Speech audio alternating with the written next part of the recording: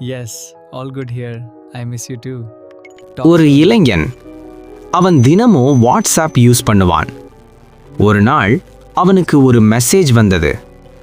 அவன் ஓப்பன் பண்ணி பார்ப்பதற்கு முன்னாடியே அந்த மெசேஜ் வாஸ் deleted. அவனுக்கு ஒரே குழப்பம். என்ன மெசேஜாக இருந்திருக்கும்? அதே மாதிரி அவன் வாழ்க்கையிலும் சில விஷயங்கள் நடந்தது.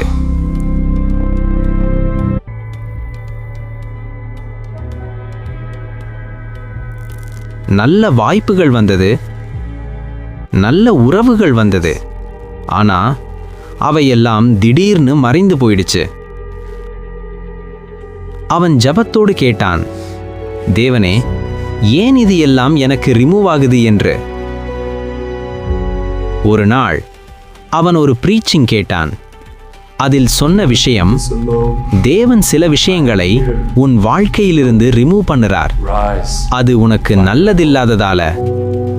அந்த நேரம் அவனுக்கு புரிந்தது, ஓ, டெலீட்டட் மெசேஜ் மாதிரி தான்.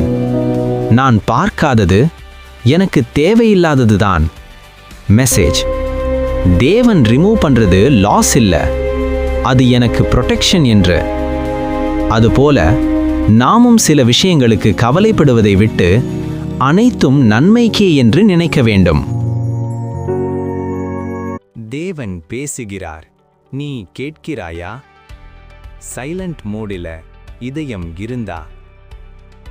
மிஸ் ஆனது மெசேஜ் இல்ல, டைரக்ஷன். எரேமியா 29:13. உங்கள் முழு இருதயத்தோடும் என்னை தேடினீர்களானால் என்னை தேடுகையில் கண்டுபிடிப்பீர்கள்.